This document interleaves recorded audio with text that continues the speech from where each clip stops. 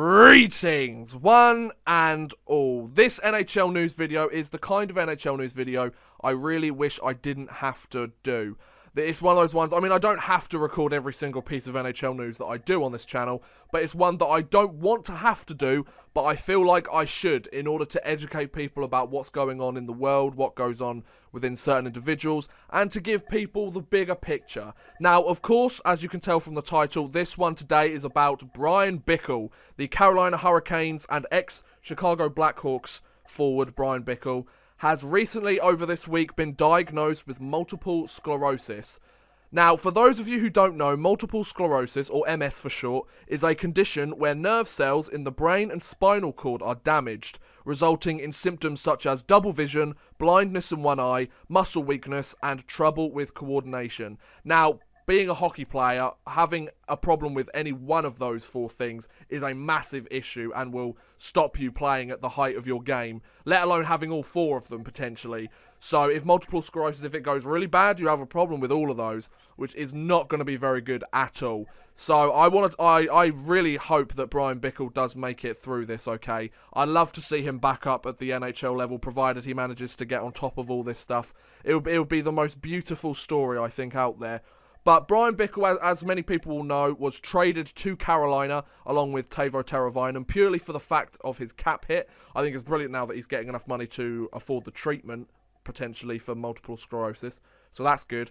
But he spent most of last year with the Rockford Ice Hogs, I think is the Chicago AHL affiliate. Well, he spent the time with the AHL affiliate anyway, and there were a lot of questions to do with his consistency and his reliability in the league now. So maybe this might be a reason why a lot of people were writing Bryan Bickell out, and you know what the Facebook and the Twitter trolls are like, that they love to dig into any players that show any sign of weakness on the ice.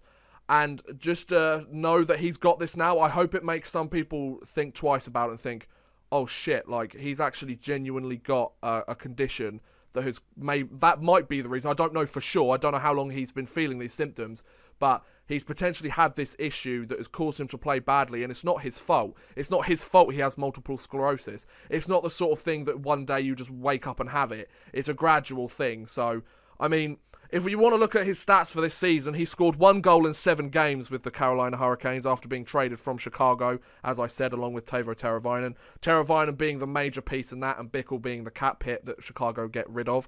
Now, Bickell was the 41st pick of the 2004 draft, and he was a member of Chicago's last 3 Stanley Cup wins, 3 wins in 6 years. He was a member of all of them. He won the cup for every single one. And he has 66 goals and 70 assists in 391 NHL games. So a very, very impressive career. He's won 3 Stanley Cups. He's won more cups in the last 6 years than the majority of players win in a lifetime in the league.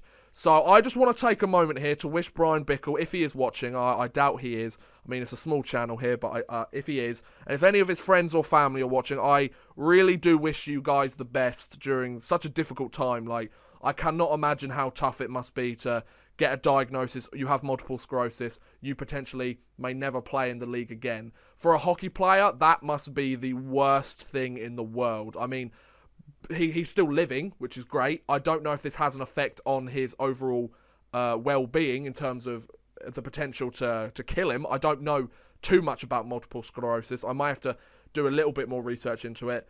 But the fact that telling a hockey player they can never play hockey again is basically like killing them. From any hockey player that you've seen an interview of, they say you don't tell them that, because that's worse than being killed for some of those people. And I think situations like this really do make you realise that, as strange as it sounds as a die-hard hockey fan myself, there is more to life than hockey. And an ice hockey player's well-being and his health comes way before playing in the National Hockey League. It comes way before a sport. It becomes way ahead of the fans and the media. He's got to take care of himself now, and he's going to have to rely on his friends and family a lot, I think. So I would just like to say, good luck, Bryan Bickell. I think you're going to have a tough road ahead of you, but you've always been a bit of a physical guy in the league. You've always been willing to make those hits, to take those hits to make those plays. So I think you'll come out bruising. I don't think you're going to go down without a fight, my friend. So yeah, here's to a speedy recovery, Bryan Bickell. I hope it all goes well for you.